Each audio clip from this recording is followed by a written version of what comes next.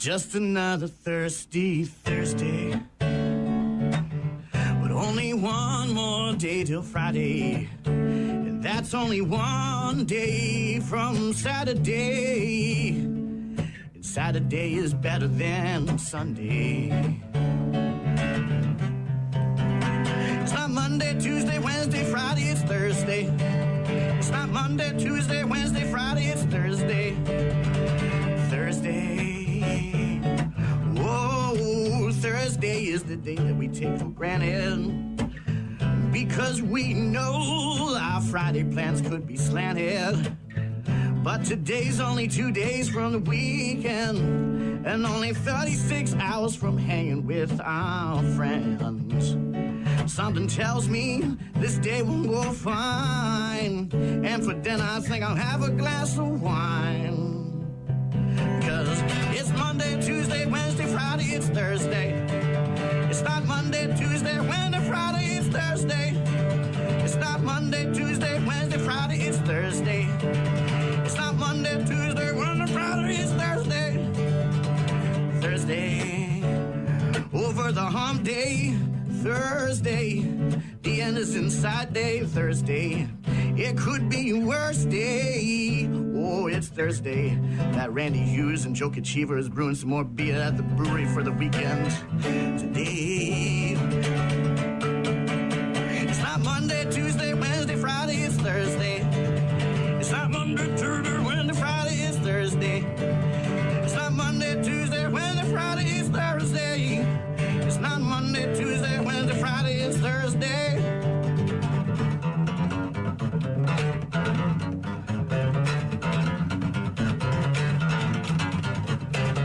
Yes, the Thursday song, courtesy of our friend Adam Palm. Always a pleasure to hear his voice. No Gene, no Cora, just me and you. Yeah. Welcome back, right? Office Cora, I think, off last week and this week, so she'll be back hopefully next week. And we'll talk to her on Thursday morning. Jean's got some kind of come down with something, I don't know, but texted me early this morning, said she wouldn't be in, so it's just us. It's the boys hanging out, doing the damn thing. Still going to get to a lot of stuff. Obviously, we just hit up the Thursday song. Going to ask my hypothetical question later on, get your response. Even though Gene and Cora are gone, you're going to be participating with me today. Talking about horror comedy movies, bad news, happy music, and even though she's out, I'm going to hook you up with some things to do in the 715 this weekend. Yeah. I can help you out with that. rockmornings.com. If you want to get in touch with me this morning, find all of our contact info there. You can also listen to the show live on the website. Listen to the daily podcasts. And you can also download the 95.7 The Rock app or the 92.9 The X app and get in touch with us that way by submitting voicemails, pictures, and videos. Always good to hear from you. So please participate this morning. Please be in touch. Be good to hear from you. I could use it. Got to get a ramp built this afternoon. My guy Tony coming over this afternoon at 2 o'clock. Do some measurements. Go buy some lumber. And then with his help, get a ramp put together so I can get my riding lawnmower in the shed. I measured yesterday. I know Gene was giving me a hard time about not knowing whether or not it was going to fit. And I said I eyed it up, and I was pretty sure it would fit. And I'm guaranteed 100% that this thing's going to fit in the shed. So a little measurement is all it took. And there's plenty of clearance when it comes to getting this bad boy inside the shed this afternoon. So looking forward to that. Yeah. Get that ramp built, get that taken care of, check that off the list. Music in a bit from Pretty Reckless and some Five Finger Death Punch. If you want something, let me know. rockmornings.com. Rock Mornings with Brian and Gene on your rock station. Another day, another candidate for governor in Wisconsin. We don't even elect one until next year, but the candidates just keep popping up, and now we've got our youngest candidate to throw their hat in the ring for a shot at the office of governor. 22-year-old college student says he wants to represent people who are tired of career politicians. His name is Zachary Roper. He's a poli-sci major at Carthage College and is running for governor after an unsuccessful bid for assembly back in 2024. Says his professors encouraged him to seek the state's top executive position. In an interview, he said, quote, "I want to be governor because I want to represent the people of Wisconsin. I feel that the people have just had career politicians their entire life, and we really need to get new leadership in office." Zachary Roper, 22 years old, throwing his hat into the ring to become the next governor of the state of Wisconsin, which, again, we don't vote for until next year. It's got a little while to go. Meanwhile, big recall from Coca-Cola. 3 separate Coca-Cola sodas have now been recalled due to a potential metal contamination. Well, that wouldn't be good. You're enjoying a delicious ice-cold Coca-Cola or Sprite. I believe those are the 2 different brands. And next thing you know, you got some metal in there. That's not good. FDA said the recall of select Coca-Cola Zero Sugar, Coca-Cola, and Sprite cans classified as a Class 2 recall. Temporarily or medically reversible adverse health consequences, whatever the hell that means. Chances of serious adverse health consequences are remote. The recall was initiated by Coca-Cola back in early October. You can obviously give it a Google if you're worried and you want to find out more, but separate products, including 12 packs of Coca-Cola Zero Sugar 12-ounce cans and 35 packs of Coca-Cola Zero Sugar 12-ounce cans. You've also got 24 and 35 packs of 12-ounce cans of regular-ass Coca-Cola. And then you've got 12 packs and 35 packs of Sprite 12-ounce cans that are as part of this recall as well. Again, give it a Google if you're concerned or if you got some of this stuff in your fridge. Find out what the serial numbers and all that stuff are, the product codes, and then see if it matches up with the beverages that you bought. And if so, then take care of that. Money, money, money, money, money. The Powerball jackpot, of course, was over $1 billion just recently before a couple of people won it. Now the Mega Millions jackpot is climbing. Estimated $680 million ahead of tomorrow night's drawing, making it the 9th largest prize in the game's history. That would be a nice little check to get in the mail. The pot grew after no ticket matched all 6 numbers on Tuesday night. The white balls on Tuesday were 2, 18, 27, 34, 59. The gold mega ball was 18. Nobody got those all correct, so that means it's now up over $680 million for Friday night's drawing. Hello. The drawing on Monday, or Tuesday, about 437,000 tickets sold for total winnings of about $12 million. One ticket that was sold in Illinois matched all 5 of the white balls to win the second-tier prize, but did not get the gold mega ball. Mega Millions up over $680 million for tomorrow's drawing. If you're thinking about playing some lottery numbers. Wife and I on vacation in New England played some Keno when we were watching the games at the bar, having a few beers. It's always fun to do Keno. Didn't win much. I think I wagered like $10 and I won $22. But I paid for an extra beer or two. You can't go wrong with that. Got some five-finger death punch coming up after Pretty Reckless. It's Rock Mornings with Brian and Gene. Rock Mornings with Brian and Gene. Find them online at rockmornings.com. Five-finger death punch on Rock Mornings with Brian and Gene. Just me and you today. Gene's got some kind of illness. Cora is off. So we're just hanging out from now until 9 o'clock. Got a text from Tom, who's listening. Thanks, Tom. I got one person listening, and it's Tom. He said, "Good morning, Brian. Can you play some Dropkick Murphys? Have a great day." I can, and I will. And I'm not sure if you knew this, Tom, but the Dropkick Murphys out on tour, as they usually are, and they're actually going to be in our area in March of next year. I know that's a little while to wait, but they're going to be in St. Paul at the Palace Theater on March 6th. And then the following night, March 7th, they're actually playing in Milwaukee at the Panther Arena where the Admirals play. It's a Milwaukee Admirals post-game concert with the Dropkick Murphys. So go catch a hockey game and then stick around afterwards to catch the Dropkick Murphys. How cool would that be? I've seen Pat McCurdy play there, and we've gone to hockey games there. It's been a good time, man. It's a good time. Good product. Get to that Dropkick Murphys in just a bit for Tom. Thanks for listening, bud. Appreciate it. Week 8 in the NFL kicking off tonight with the Vikings at the Chargers. That game, of course, on Prime at 7:15. The Bears are at Baltimore on Sunday at noon, while the Packers are in Pittsburgh to take on the Steelers on Sunday Night Football on NBC. Lions are on the bye. Steelers quarterback Aaron Rodgers, a.k.a. the former Packer, doesn't view Sunday night's meeting between the Packers and the Steelers as a revenge game. He said yesterday in an interview, quote, "I don't have any animosity toward the organization.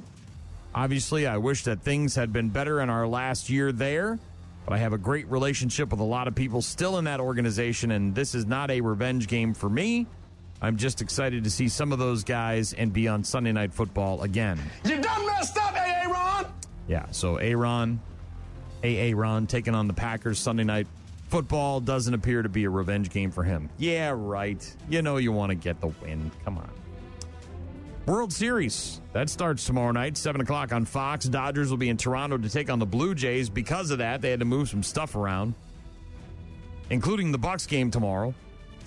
The Bucks, they kicked off their regular season last night with a nice 133-120 win over the Wizards. Mayor Coffey will hang on to it.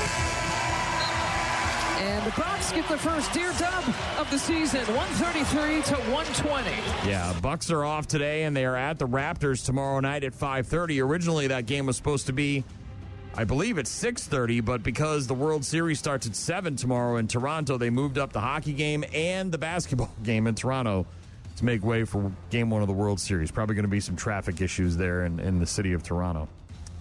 Meanwhile, the NFL not considering dropping Bad Bunny as their Super Bowl halftime headline performer. According to Roger Goodell, the commissioner of the NFL, yesterday he said it's carefully thought through.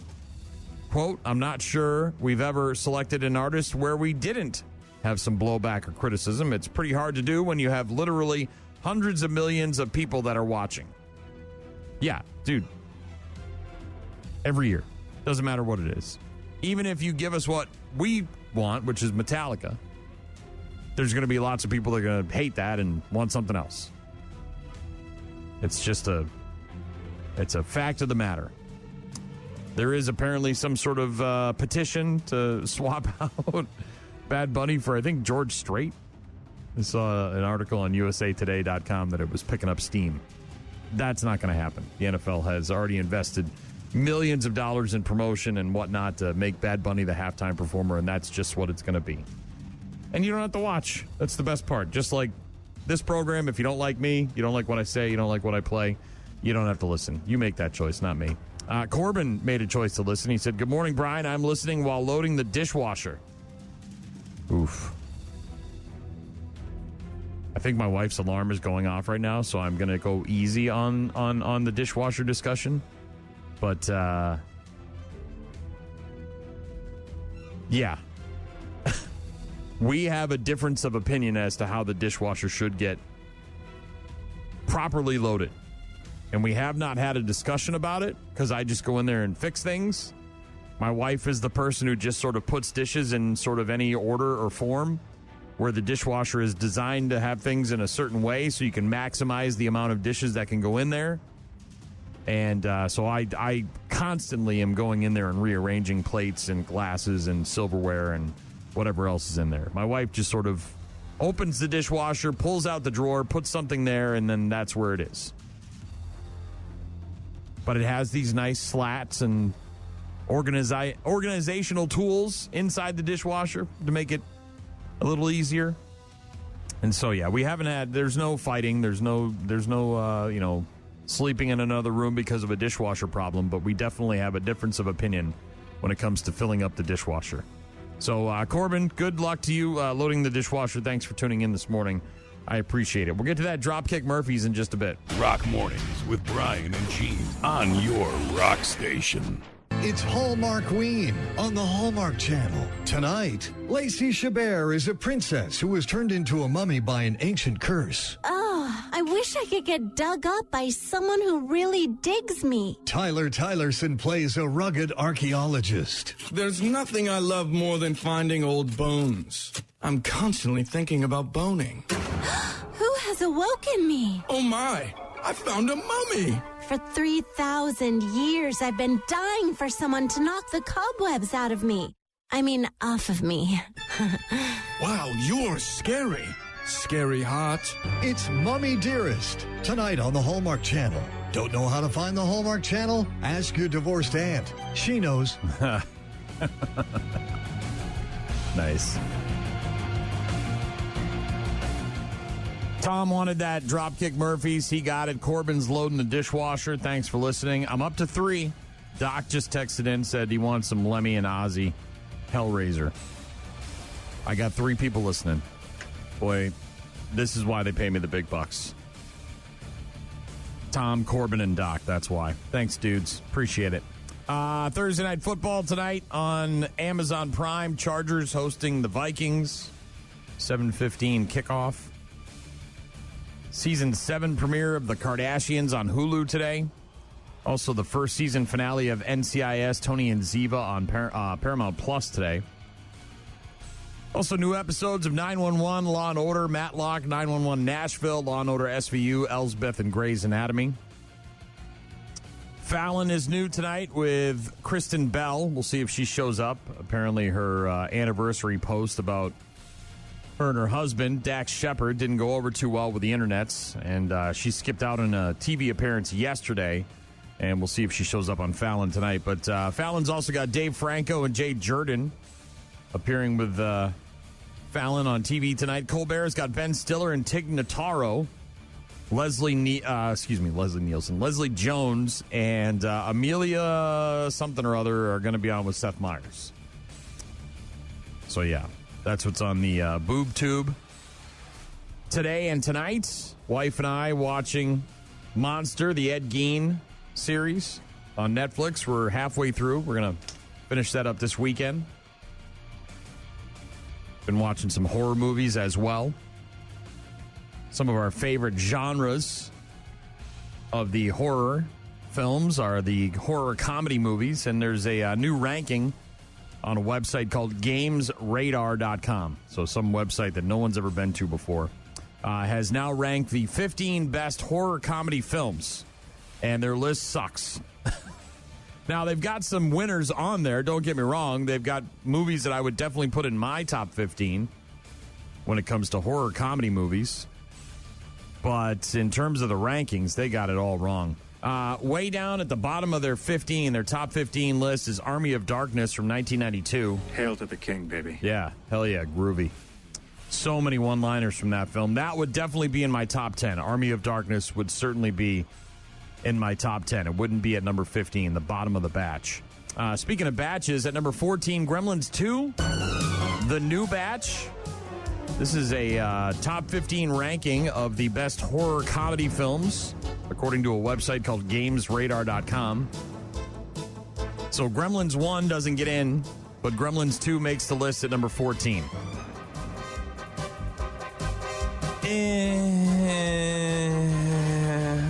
I wouldn't put it in my list. It definitely would not be on. I might put Gremlins 1. I'd have to, list them all and rearrange them and move them around and see if I got room. But Gremlins 1 might make the list, but definitely not Gremlins 2. This one should be higher. Number 13 on the list of horror comedy films, ranked by Games Radar. It's Beetlejuice from 1988. If you don't let me gut out this house and make it my own, I will go insane and I will take you with me. Yeah. That deserves to be in the top 10 as well. Tim Burton's classic, Beetlejuice. Speaking of Michael Keaton, not sure if you saw this, but he got a star on I think it's the Pennsylvania or the Pittsburgh Walk of Fame, and they misspelled his name. It's a common error with the name Michael, right? Is the A before the E or the E before the A? I question it sometimes, too. You look at it and you're like, wait a minute, that doesn't look right. But they apparently misspelled his name. They'll have to get that thing recast. But Beetlejuice at number 13, Reanimator from 85 at number 12, One of my all-time favorite movies from 1987, horror, comedy, or otherwise, The Monster Squad makes the list at number 11. Wolfman's got nards. Yeah, he does. Wolfman does have nards. And even if you blow him apart with a stick of dynamite in his pants, he gets back together again. Love The Monster Squad. Also from the 80s at number 10, Return of the Living Dead. This is a list of the top 15 horror comedy films ranked by GamesRadar.com. Zombieland in the top 10 at number 9. Where's the Twinkies? Yeah, really wanted Twinkies. Peter Jackson's Brain Dead from 1992 that was released under the title Dead Alive in the U.S. Makes the list at number 8. I wouldn't put it in there. I've got several others that I'm going to get to here in just a bit that did not make the list. Shaun of the Dead, no big surprise here at number 7 from 2004. Definitely deserves to be on the list. Take car, go to Mum's, kill Phil, grab Liz, go to the Winchester, have a nice cold pint, and wait for all this to blow over. How's that for a slice of fried gold? Yeah, boy. Yeah, boy. Yeah, that definitely deserves to be in the top 10. Shaun of the Dead, we talked about it yesterday as one of the top zombie films of all time. Night of the Comet from 1984 at number 6. I wouldn't put that on my list. Tucker and Dale versus Evil. I know a lot of people have an affinity for this film. I watched it. It was okay. It's at number 5. I wouldn't put it on my list. I'm sorry. I'm not saying it's bad. It just didn't appeal to me. The movie Teeth from 2007. This is the movie about the girl who's got a set of teeth in her vagina, I believe. I have not seen it, so I don't know anything about it other than that. And so, yeah, they got it at number 4, which feels a bit high. But again, I haven't seen the movie, so I don't really know. Number 3 on their list, GamesRadar.com putting together a list of the top 15 horror comedies of all time. At number 3, way too high, Bride of Chucky. Yeah, I don't even know if it would make my list. Maybe way at the bottom, but it's number 3. Number 2 certainly wouldn't be on my list. What We Do in the Shadows from 2014. I wouldn't put that anywhere near my best horror comedy list. Number 1, you can probably guess what it is. Is this true? Yes, it's true. This man has no dick. All-time classic. Very funny. Ghosts. Ghostbusters. Proton Packs. Don't Cross the Stream. Stay Puft Marshmallow Man. Everybody knows it. Everybody loves it. Number 1 on the list of the best horror comedies, according to GamesRadar.com. Interestingly enough, the Scary Movie franchise, which has 7 or 8 movies in it now, none of those appeared on this list. I would also add Buffy the Vampire Slayer. I would swap something out for Buffy the Vampire Slayer from 92. I mean, Pee Wee Herman's death in that movie alone deserves an Oscar. Club Dread from 2004. The guys from Broken Lizard who did Super Troopers and Beer Fest. Club Dread, slasher film on an island. Very funny as well. Penelope. Anytime I see someone named Penelope, I call them Penelope because of that film. This one, it's so bad, it's good. Thanksgiving from 2007, I would put that on my list of the top 15 horror comedies of all time. A turkey goes insane and starts killing people during the Thanksgiving season. Some more serious movies that should make the list and didn't. These would be on my list somewhere.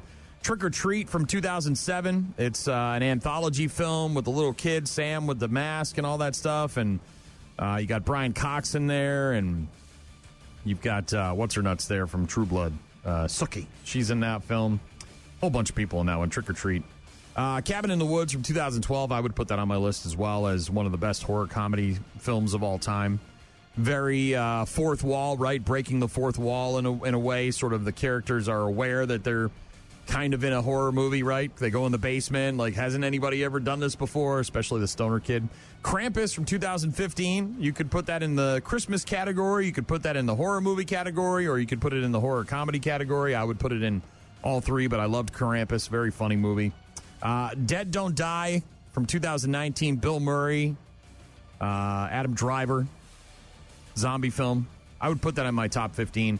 This one is recent, but it's absolutely effing hilarious, and it's really, really well done. If you haven't seen it, I highly recommend it. 2 thumbs up. This might actually be in my top 5. The Blackening from just 2 years ago, 2023. An absolutely hilarious horror comedy that surely deserves to be on anybody's top 15 list.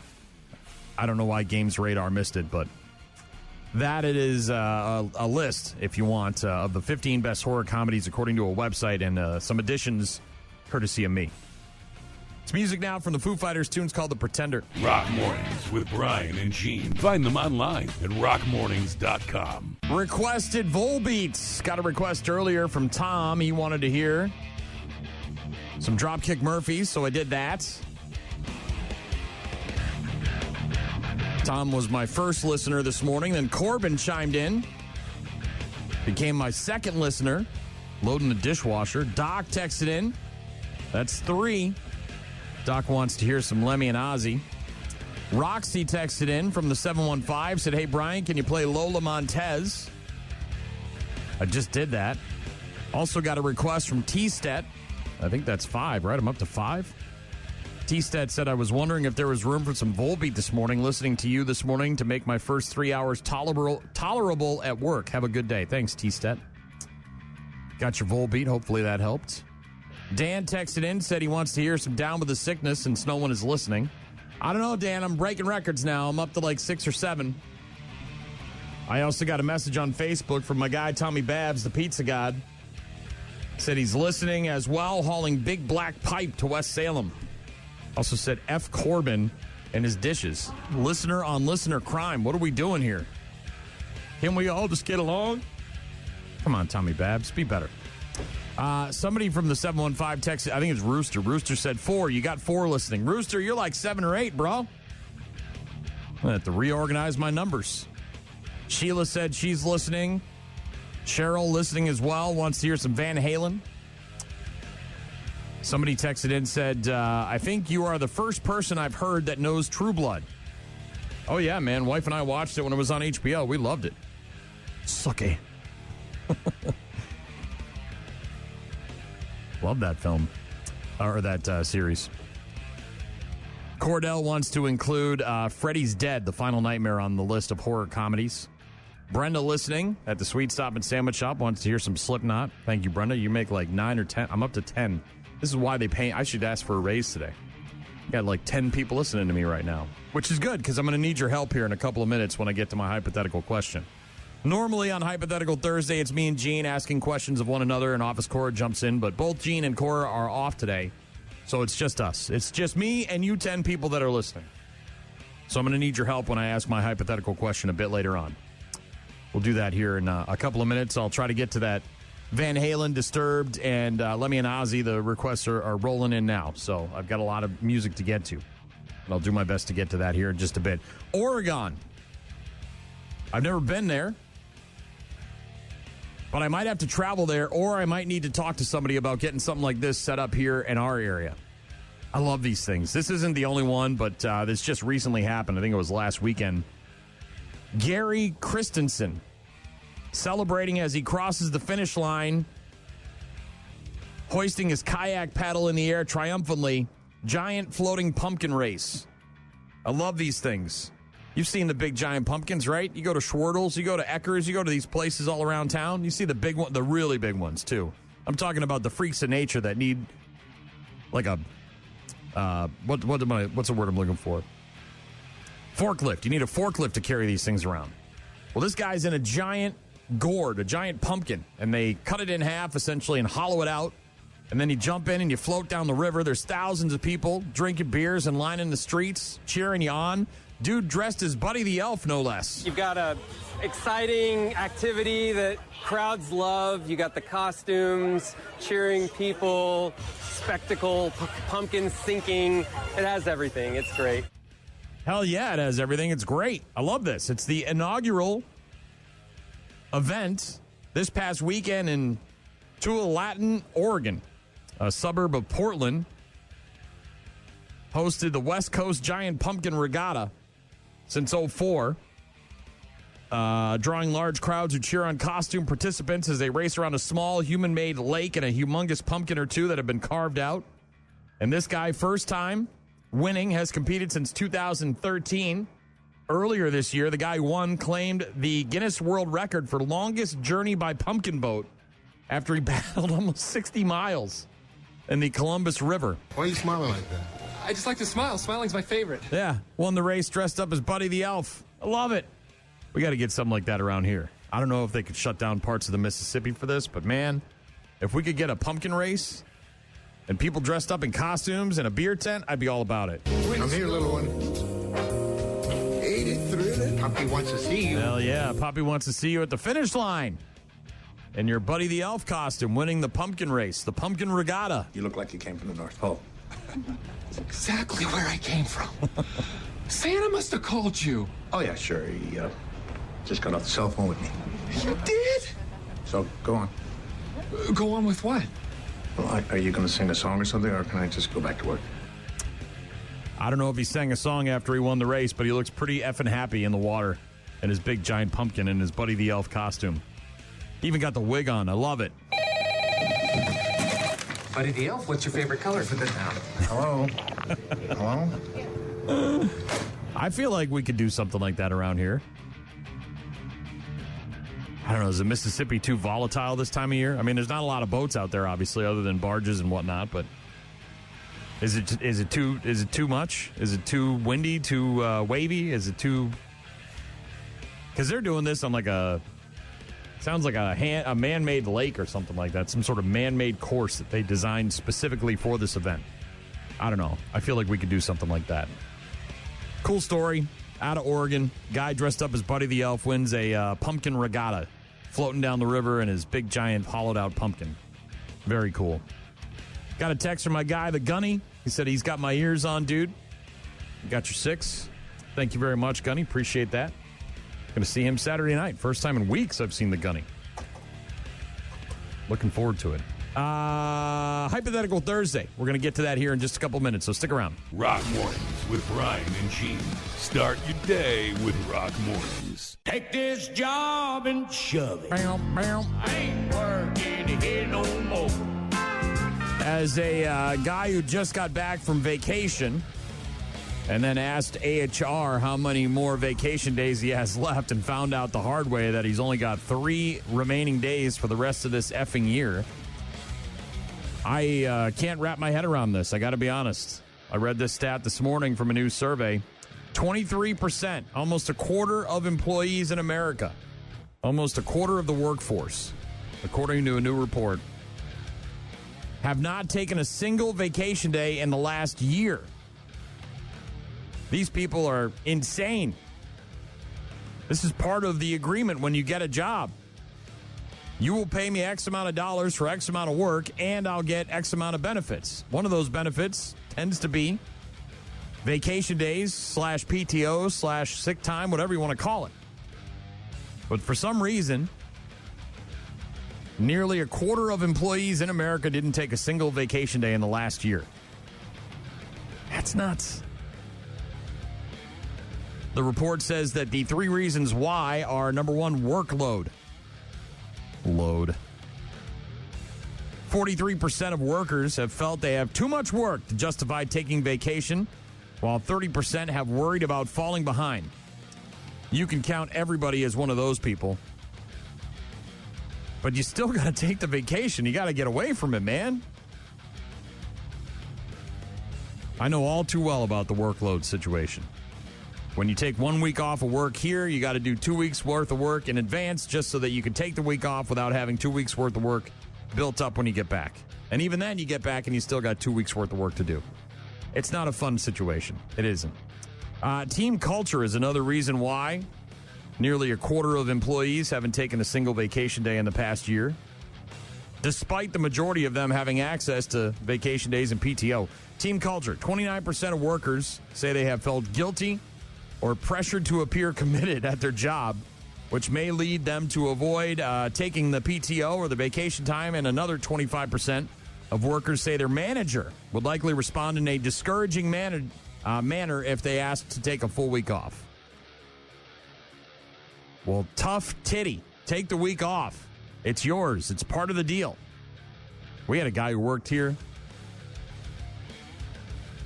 for years, and he counted the hours, man. He was down to the minutes. He knew exactly how much time off he had, and he took it all every year. I'm not that hardcore about it, But if I need time off, I'm taking time off. You know, if I want to go on a vacation, then see ya.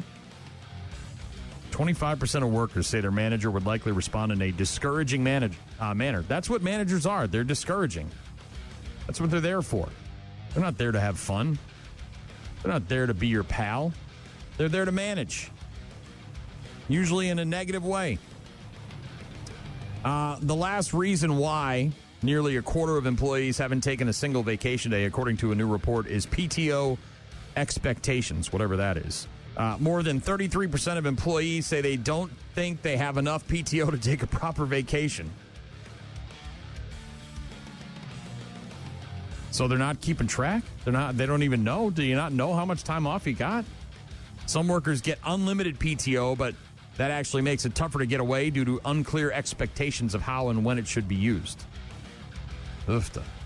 All I know is that I get 3 weeks of vacation. It's the same 3 weeks I got when I started here 20-plus years ago. It hasn't changed. It hasn't doubled or quadrupled, or even I haven't even gotten an extra week, but I make sure I take as many days off as I need during the year. And if it's all 3 weeks, then so be it. If it's not, then so be it as well. But to not take one vacation day out of a year? Bro, you're headed for a really, really, really bad time. That ain't good. That ain't good. You're not taking one day to hit a brewery? Go to a brewer game? Go to the beach? Get on a boat somewhere?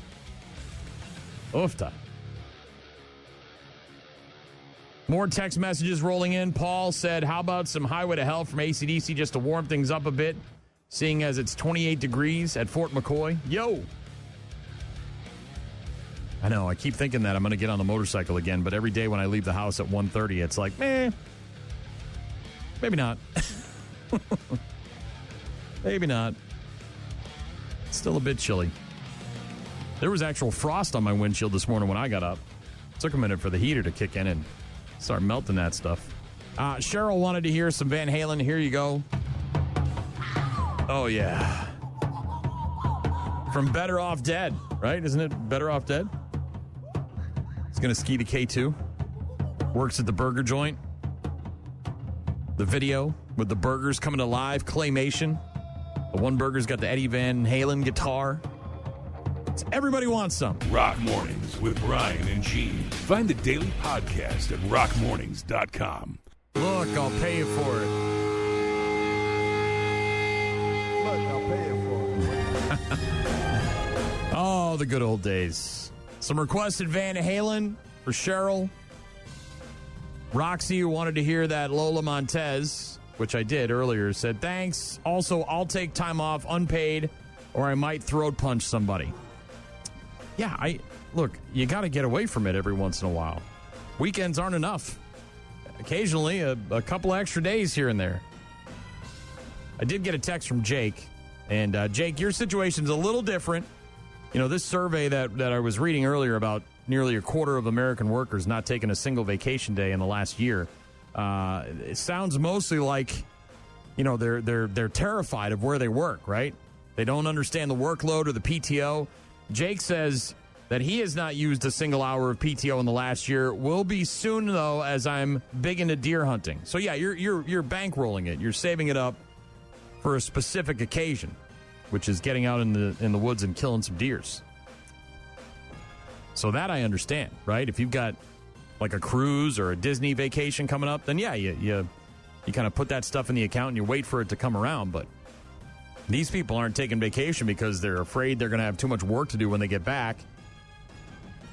And they also don't understand, apparently, how their PTO even works.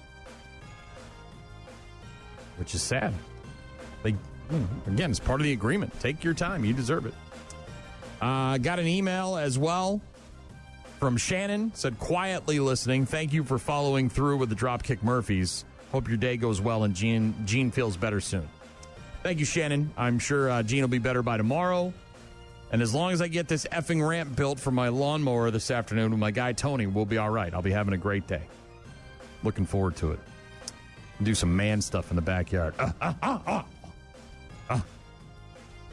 Week 8 in the NFL kicking off tonight. Vikings, Chargers, Bears, and Baltimore on Sunday at noon. Packers at the Steelers, Sunday Night Football on NBC. Lions are on the bye. World Series starts tomorrow night at 7 on Fox. Dodgers at the Blue Jays.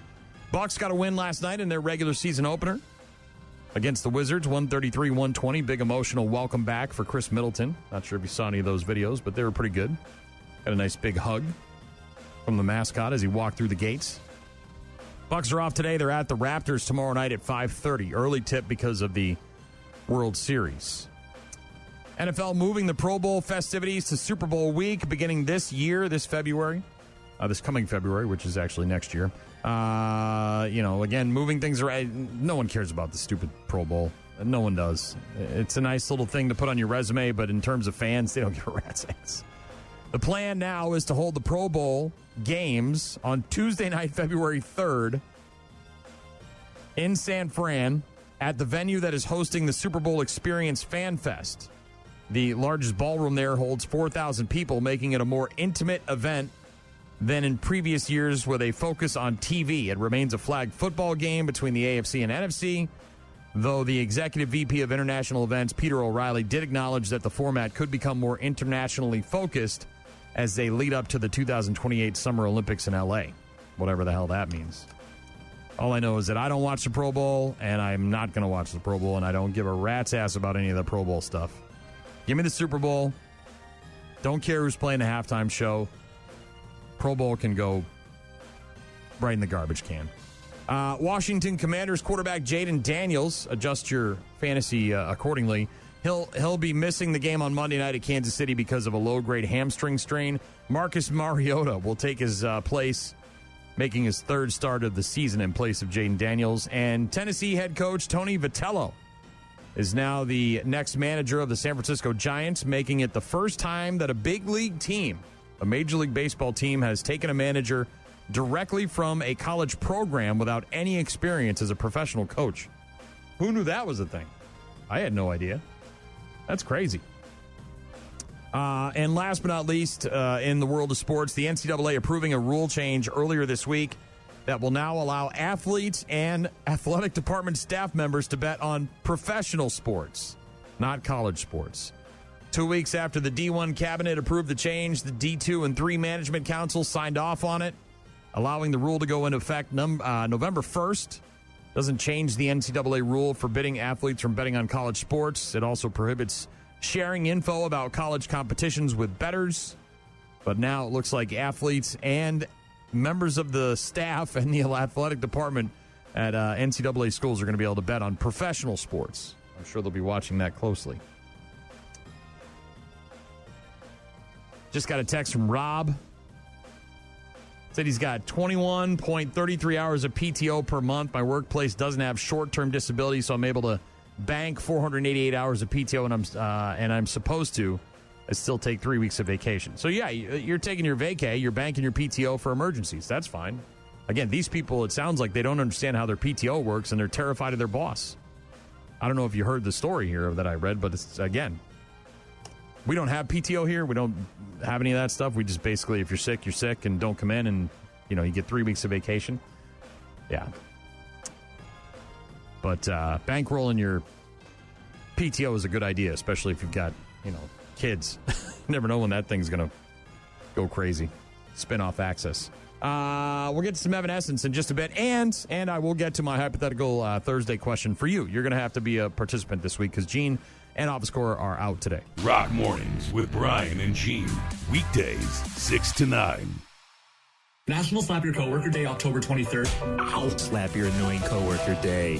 What the heck? Slap yourself very hard in the face, then leave. When you're slapped, you'll take it and like it. Ooh, wow, I just got a big headache. Rhythmic slapping sounds. I've got to get out of here. Down, get a hold of yourself. If that isn't a slap in the face, nothing is. Hush your mouth to go slap somebody. It's showtime. Hell yeah, National Slap Your Annoying Coworker Day. Now this is a holiday that deserves a Hallmark card. I don't think they make any of those at the Hallmark store. Probably got to get one of those online. National Slap Your Annoying Coworker Day.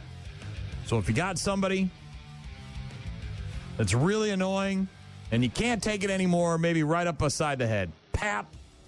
Give him a little love tap. Grandpappy, barbecue. Tastes so good, make you want to slap your mama. Don't it, Willie? Yeah, boy. Hey, Mama. What the hell you want with? It's also National Croc Day, as in the shoes or the slip-ons or whatever the hell they are. I tried them once. I hated them. I know a lot of people wear them and say they're the most comfortable shoes. And then Hey Dudes came around, and those are the most comfortable shoes. Hey Dudes, greater than Crocs. I will die on that hill. Crocs are garbage. I can't stand them. I think they're ugly. They don't feel comfortable. Hey Dudes, every single pair I've ever worn is great. They're fantastic. I don't even know if I'm going to wear a sneaker again that laces up. I don't know if I'll ever put one on again. Hey Dudes are just fantastic. It's also National Boston Cream Pie Day and Paralegal Day. So slap your annoying coworker day. What did the 5 fingers say to the face? What? Slap. Oh, if only. If only, right? Living in a dream world with that one. If only. We've had some doozies around here in my time with the company. There's been some definite people that have deserved a slap. Not just on Slap Your Annoying Coworker Day either. It's like a 5-day-a-week thing. It is Hypothetical Thursday. Of course, we were off for the CMN Radioton a couple of weeks ago. Then I was on vacation. And normally we do this when Jean and Office Core are going to be part of the program. But Jean's out today. She called in sick. And Office Core has got some kind of thing going on. So it's just me and you. And I found out that I've got 12 people listening. Thank you very much for texting in. I was worried that no one was listening, but then all 12 of you texted, emailed, and sent me messages. So thank you very much for that. So I'm going to need your participation on this one. This is actually a pretty cool project. Here we go. There's a new article on loudwire.com about Kirk Hammett, who we went and saw, obviously, in May in Nashville with Metallica. And we also went and saw him talk about a book about the guitars that he has, his collection of guitars. He's obviously the guitarist for Metallica. He collects rare and vintage and beautiful guitars, but he's also a big movie buff, a horror movie buff. He's into horror movies. You might know this about Kirk Hammett. And there was a recent interview with some guys from loudwire.com asking him about some of his top horror movie memorabilia. Right? We've all got that thing that we collect, whether it's baseballs or Pokemons or horror movie posters or whatever it is. Kirk Hammett's got horror movie memorabilia. His number one piece in his collection is the outfit that Boris Karloff wore in a movie from 1933 called The Black Cat. Said it's one of his favorite horror movies of all time. The other thing, which I found really interesting, is that he has the axe from The Shining that Jack Nicholson used to smash in that door when he famously said, "Here's Johnny." That is a very cool piece of movie history. That would be something to have in your collection. So, Hypothetical Thursday. Here's my question for you. And I want you to weigh in. I want you to respond because Gene's not here, so this is up to you. Much like Kirk Hammett, if you could own one piece, just one, of horror movie memorabilia, what would it be and why? Would it be the burlap sack that Jason Voorhees wears in Friday the 13th Part 2 before he gets his hockey mask? We just visited Camp Crystal Lake, the Boy Scout camp in New Jersey, where they filmed the original Friday the 13th. There's plenty of memorabilia there. Would it be the original glove, the first one that appeared in the movie Nightmare on Elm Street with Freddy Krueger? Would it be the original mask that Michael Myers wore in the first Halloween film? The mask that was originally a Captain Kirk mask that they painted white? I would go because to me, it's the most scariest movie of all time because it literally scared me out of the ocean. As a person who grew up in New England and went to the ocean often, I refused to go in the ocean because of Jaws. I saw it when I was a child and it scared the ever-living crap out of me. So I will not go in the ocean, but I will take, if I could get my hands on it, if I had the money and the ability to get it. I don't even know if it exists. I'm sure it does somewhere. But the original, I think it was Bruce, right? Bruce the shark. The mechanical shark that they used in the filming of Jaws, one of the three they had, that malfunctioned quite often. that would be a cool prop to have. So, Hypothetical Thursday, my question for you, if you could own one piece of horror movie memorabilia, what would it be and why? Already got a text from Andy, said Freddy's glove. Andy knows exactly what he wants. He wants Freddy's glove. Hypothetical Thursday, one piece of horror movie memorabilia would you own if you could? And Andy went with Freddy's glove. Somebody texted in, said the original Ghostface mask, that movie got me into horror as a kid. All right, so you're like a 30-something-year-old. Tom said it would be awesome to have miniatures from Pet Sematary, the miniatures from Pet Sematary. Steve said, I definitely, without a doubt, would take the mask from Friday the 13th, Part 3. It's the first time the iconic mask is shown in the movie. No one has it, and if so, it's never surfaced. Yeah, so the hockey mask making its appearance for the first time in Friday the 13th, Part 3. Before that, of course, it was his mom in the first one. And then he was wearing a burlap sack with an eye hole cut out in the second one. Michelle said Dr. Frankenfurter's cape and shoes from when he comes down the elevator at the beginning of Rocky Horror Picture Show. Sheila said the finger knives from Freddy Krueger. That's iconic. I mean, that would look really cool in a shadow box, with maybe an autograph or two. Some sort of certificate of authenticity. Mike said Ash's chainsaw from the original Evil Dead. Who wants some? Yo, she-bitch. Hell yeah. That would be really cool. Mike, that's a great answer. Again, Hypothetical Thursday, my question for you, since Gene and Cora are not part of the program today. If you could have one piece of horror movie memorabilia, what would it be and why? Different Mike said, I would take the throwing orbs from Phantasm. Somebody gets out of line and bam, you just throw the orb at them. Yeah, I mean, the one had the drill, right? Drilled into the guy's forehead. That was sketch. The other one had like the I don't know what they would, knives or whatever they were. They were like, yeah, they were very pokey. Somebody else said the chainsaw hand from Ash versus Evil Dead. Ryan also said Ash's chainsaw or the Necronomicon. You can buy versions of that, obviously, online. Dean said, I don't know if it's considered a horror movie, but Edward Scissorhands' hands would be cool. That's a good answer. Couldn't wear those around very often, though. Ooh, this is a good one. Chris said the Plymouth from Christine. Yeah. Again, I would go with Bruce the Shark from Jaws because it's the movie that literally scared me out of the ocean. I refuse to go in the water. I'm terrified of sharks, even at almost 50 years old. So, Hypothetical Thursday, feel free to text in, email. Use the app to send in voicemails or images if you want to share those with me. You can download the 95.7 The Rock app or the 92.9 The X app and submit voicemails and images that way if you want to communicate with me. But Hypothetical Thursday, which one piece of horror movie history memorabilia would you own and why? Rock Mornings with Brian and Gene. Find them online at rockmornings.com. Normally on Thursdays at about 8:15, we talk to Office Core, but she's out today. Gene's also out, so you're stuck with me. Again, thank you so much. A ton of people responding to my Hypothetical Thursday question. I'll get to it, the responses here in a bit, but we have some other business at hand. Normally, as I mentioned, Office Core would join us to let us know what she's up to this weekend in the 715, but as she is out today, I will take over for her, and there is a very special event happening Saturday at Loopy's Saloon and Grill.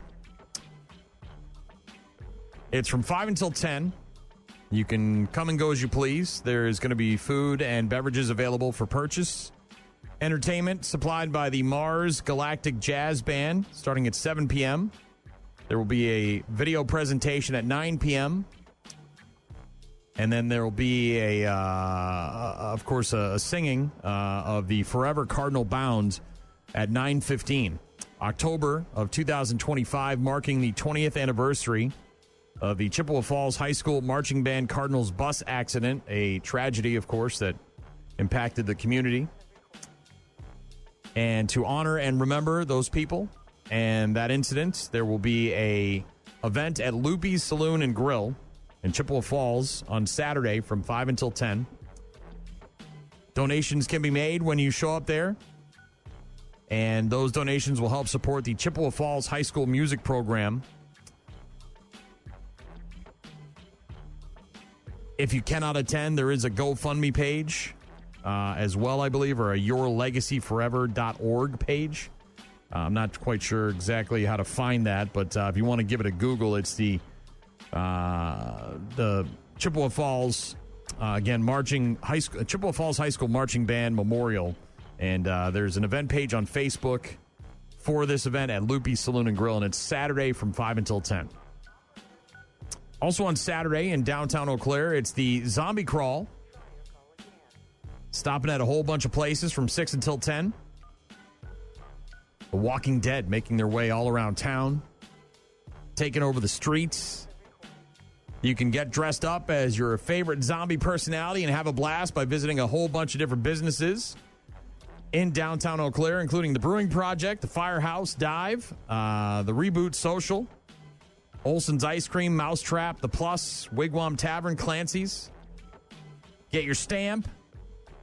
They're available at all the participating businesses starting at 6 on Saturday. Drawings will be occurring. And if you can't make it all the way down or stay the entire time, don't you worry. You still got a chance to win and have some good times. It's the Zombie Crawl in downtown Eau Claire on Saturday from 6 until 10. And then on Sunday, again, things to do in the 715 this weekend. Normally we get this list from Office Cora, but she's out today. So the Altoona Park and Rec Department is holding a fall frenzy at River Prairie Park. Spooktacular fall frenzy. Come dressed as your favorite Halloween costume. This is more geared towards family and kids. It's free. There'll be a scavenger hunt, games. They'll have some of the EMT vehicles and fire trucks and all that stuff on display for the kids to check out. Candy as well, of course. Can't have a fall frenzy for kids without candy, right? That's all happening on Sunday at River Prairie Park in Altoona. But there you go. Some things to do in the 715 this weekend. Normally, our friend Office Cora takes care of that. Yeah, it's a big one. It is a big one. Big weekend. Next weekend, even bigger with Halloween. It's anonymous, it's fast, and it's free. That's exactly how we like it, Office Cora. Those two big ones. I gave you 3 big ones. I can't decide if I want top or bottom. It's a tough decision, you know. Really comes down to personal preference there. He would hold it out to my mouth. I would say a couple words, and then he'd pull it back. That dirty, dirty bastard. Office Cora on Thursdays at 8:15, talking about what she's up to this weekend in the 715. And because she's gone, I just gave you a couple of options. You want to get out and have some fun. Going to get to the friggin' sports in just a couple of minutes. Right now, 9 Inch Nails. Rock Mornings with Brian and Gene. More from Brian and Gene is coming up. The friggin' sports brought to you by a Hall of Fame mullet. Probably remember Randy Johnson, right? Killed that bird with a fastball. Had that Hall of Fame mullet. Until, of course, he went into the Hall of Fame. So many of the reasons that I've been inducted in the Hall of Fame are long gone now. I no longer have a fastball. I no longer have a bad mullet. He's, what is he, an NFL sideline photographer now? Stands out like a sore thumb because he's really tall. He's 6'10". But very interesting story about Randy Johnson that just sort of made its way onto the internet the other day after he was at some sort of signing for memorabilia. Speaking of memorabilia, he was autographing baseballs and pictures and whatnot. And one of the guys in line asked him why he didn't sign jerseys. He doesn't typically sign baseball jerseys. And Randy Johnson had a pretty cool response. It's kind of neat. It's the one thing that I don't sign because it's the one thing that can raise money for charities. My charities and other people's charities, because there's not a lot of them floating out there. I was doing this way back a long time ago. Yeah. So that's one. Yeah. We couldn't figure out why. Yeah. Smart, though. Because it's one thing. I mean, everything else just signed, but one thing that might raise a little bit more money for a charity. So obviously the audio is not great there. A lot of noise in the background. But one of the things that Randy Johnson doesn't like to sign or doesn't typically sign is jerseys. because you can get more money for charity auctions if it's a rare item. So baseballs, pictures, baseball cards, those kind of things, he'll sign them all. But over the weekend, he was signing some autographs at a collector's weekend or whatever you want to call it.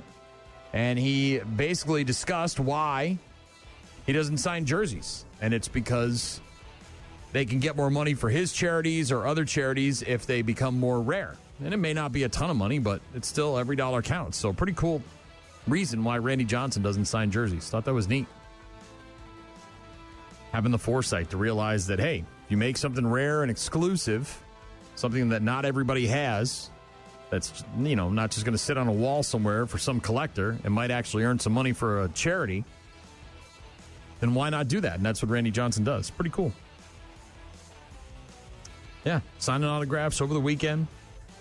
At an autograph signing, this was at Mill Creek Sports in Washington. And a fan asked him about his no jersey rule. Says that he likes to reserve the autographed jerseys for charities so they can get more money when they are up for auction. Pretty interesting stuff from the big unit, Randy Johnson. Bad news, happy music in a few minutes, and I'll get to all of your responses to my Hypothetical Thursday question, which was, if you could own one piece, just one piece of horror movie memorabilia, the original piece from the filming, what would it be? Feel free to text in your answers. You can also leave me a voicemail through the app. We'll get to all your responses here in just a bit, plus bad news, happy music. Rock Mornings with Brian and Gene. Find them online at rockmornings.com. You're about to enter a beautiful, exciting, wonderful new world. A cockroach living in your nostril. Now that's just nasty. Add in some haven't pooped for 30 days. Poop is raining from the ceilings. Poop.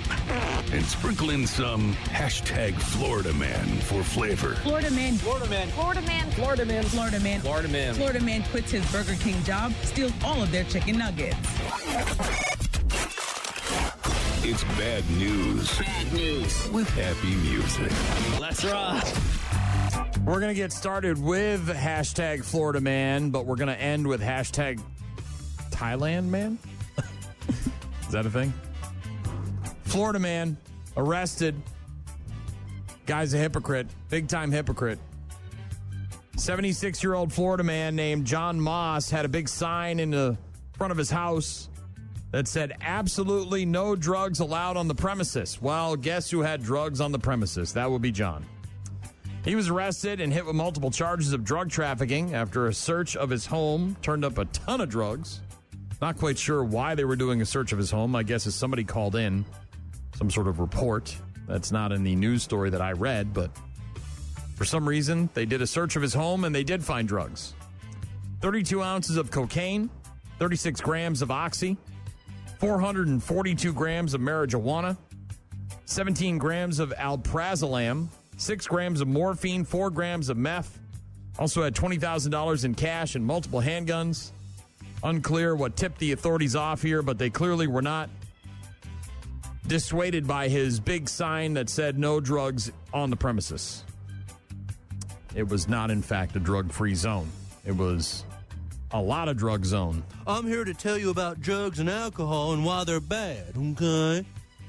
Yeah. Hashtag Florida man. Again, my guess is somebody probably knew and tipped off the authorities.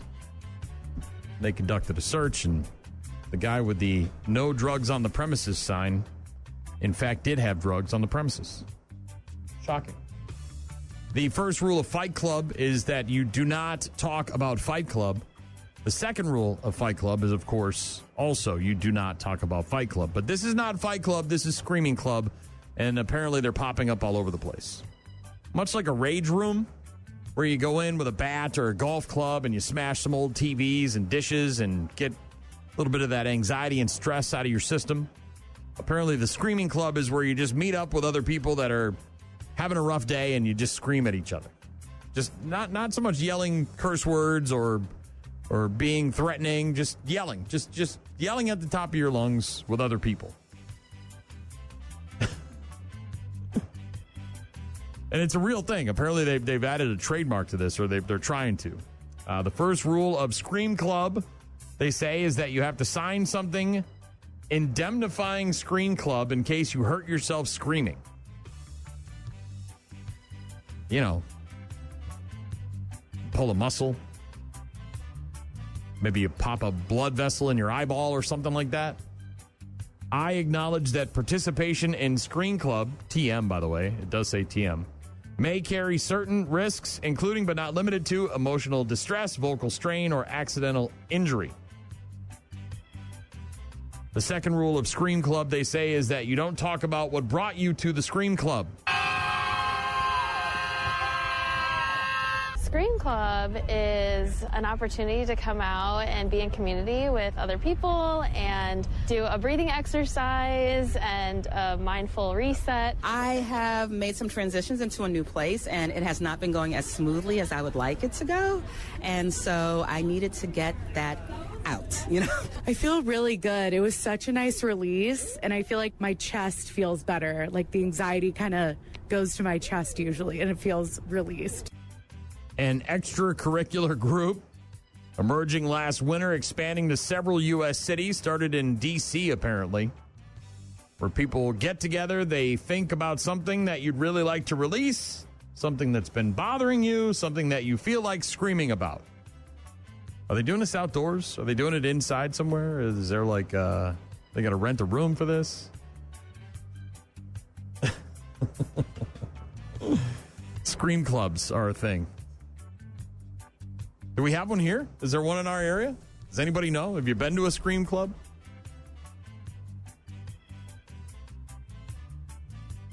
Do you have to be in a group of people to scream? Can't you just go home and do it in your basement? I don't know if I want to scream around other people. Thank you, Steven Tyler. People be screaming. A couple of AI stories before we get to the guy from Thailand. You know me and AI, I'm not a fan.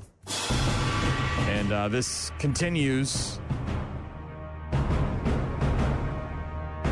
my lack of fandom when it comes to AI.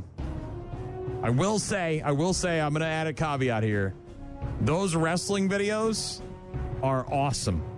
I have a lot of love for the AI wrestling videos. Bob Ross, wrestling, Mr. Rogers, hilarious. Rosa Parks wrestling the bus, almost peed my pants laughing. There's so many of them out there, I can't name them all, but those two stood out, and they just keep coming. So if AI could just do that, I'll be okay. I'm trying to get it in my algorithm so that I see more of it. The rest of AI, I want nothing to do with. This poor kid, going to school, enjoying a delicious bag of Doritos, not sure if they were Cool Ranch or regular or some other alternative version of Doritos, but there's apparently some kind of AI detector technology at his school, and the AI detector technology detected that this kid had a weapon, and so he almost got put in handcuffs and arrested, but he just, in the end, had a bag of Doritos on him. It was like 8 cop cars that came pulling up to us. At first, I didn't know where they was going until they started walking towards me with guns, talking about, get on the ground. I was like, what? They made me get on my knees and then put my hands behind my back and cuffed me. Then they searched me, and they figured out I ain't had nothing. Then they went over there to where I was standing, filled the bag of chips on the floor. They said that AI detector or something detected that I had a gun, but I was just holding a Doritos bag. Way to go, AI. You're doing such a good thing. You're keeping the community safe from Doritos. Big stupid idiot. This kid's name is Taki Allen. Sitting with some friends after football practice, eating a bag of potato chips. About 20 minutes later, cops show up, whole bunch of them with their guns drawn. He gets on the ground. He was told that an AI detector thought his bag of chips, which he crumpled up and placed in his pocket when he finished, was a weapon. Police showed Allen the picture that triggered the AI detector. Said, I was just holding a Doritos bag. It was 2 hands and 1 finger out, and they said it looked like a gun. Last year, Baltimore County high schools began using a gun detection system that uses AI to detect potential weapons by utilizing existing school cameras. The system can identify a possible weapon and send an alert to school safety teams and law enforcement. All that sounds great. But then the next thing you know, you're enjoying a delicious bag of Doritos and a bunch of cops show up and have their guns drawn and tell you to get on the ground. Alan's grandfather said, quote, "Nobody wants this to happen to their child. No one wants this to happen." Yeah, they may want to tweak that system a little bit, work on that. In other AI-related news, a woman who police say sent her husband an AI-generated photo of a man on their couch as part of a prank is now facing charges. Moesha Gardner texted her husband on Wednesday, October 8th, saying that a man had forced his way inside their home when she answered the door. Her husband then, of course, immediately called 911. He wasn't at home at the time. 8 police cruisers rushing to the house. Emergency lights, sirens, all that going. While the officers were on their way, Gardner texted her husband a photo of a man lying on their couch covered by a blanket. He told the 911 operator about the picture. When officers got to the home, they found her sitting alone on the couch. She admitted to sending the messages as part of a prank. Said she used AI to generate the image of the man on the couch. Similar pranks involving AI-generated photos trending all over social media. She thought it would be funny. Not so funny now. Gardner was charged with making a false statement concerning an emergency crime and providing a false statement to state officials. She was arrested, later released on $10,000 bond. Police warning the public such swatting calls waste resources and put lives at risk. Yeah, that's not good. Don't be messing around with that AI. Not good for you.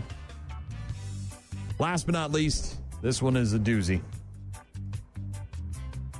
We've heard of lots and lots of pseudo doctors performing surgeries and dental work in alleyways and she sheds and basements, backyards, all sorts of different places. This guy, however, in Thailand is doing penis enlargement surgery, or has been doing penis enlargement surgery, in his Toyota Corolla. Being a man isn't about the penis. A surgeon named Pattaya Mulin offering on-the-go genital enhancements to men in Thailand. And this isn't a brand new Toyota Corolla either. This is like one from the 90s. Now that penis had a mole on it. I'd recognize that penis anywhere. Customers eventually reporting his dubious services to the police. I guess I don't understand the whole penis enlargement thing. I wasn't blessed, but I'm also not doing too bad. Never had any complaints. I can't imagine what it's like if you're living with something that requires a guy in a Toyota Corolla to show up at your house and do some sort of wacky penis enlargement surgery on the side of the road. Ask me about my winner. Cops launching a probe into this guy's practices. They found the unlicensed suspect was promoting penis enlargement, circumcision, and pearl implantation surgeries on social media. Ooh. All right, now mommy, daddy button. On his TikTok account, this doctor named Pattaya Mulin said he was able to, quote-unquote, deliver his services for convenience. I have a very great friend in Rome called Bigger Stickers. Yeah. Made no mention of the fact that the patients would be going under the knife while in the back of the actual Toyota Corolla. Watch where you're going, needle dick. Authorities detaining the phony doctor just a couple of days ago while he was in the middle of one of his pearling procedures. Do I really need to go into detail as to what this is? Do you need me to explain it? Can you just use your imagination and figure out where the pearls are going? That's going to be big tonight. Yeah, that's what she said. Last operation taking place in a makeshift operating theater. His gray sedan parked alongside the road. This guy in his gray Toyota Corolla doing a pearling procedure on some guy when the cops showed up. The big ones give you a little bit more satisfaction. Thanks. After being caught red-handed, cops seized 189 different kinds of pearls, some anesthetics, some surgical blades, needles, and other equipment. Going to be a big one for them. Thank you, Doc. All the tools allegedly used in unsanitary conditions. Go effing figure. How big was it? How big was it? I don't know, but not big enough, apparently. So small, in fact, that they needed a pearling procedure on the side of the road in the backseat of a Toyota Corolla.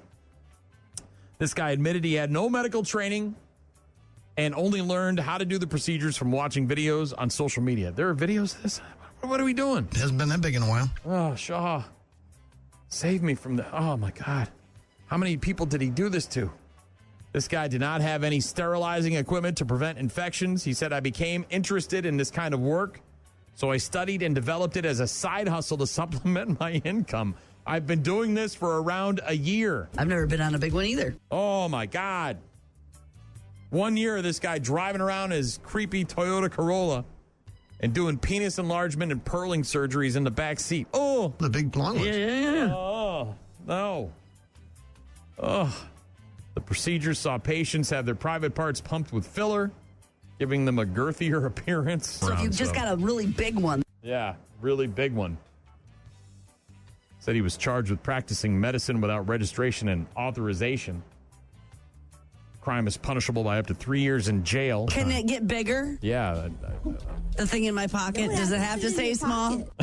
I think that's the question a lot of people were asking themselves when they got in the backseat of his Toyota Corolla. No sleep till! Bad news with happy music. Our daily check-ins coming up next. Rock Mornings with Brian and Gene. Start your day with Rock Mornings. Call. Hello? Email. I tried emailing you. Text. So many ways to check in with us. Check.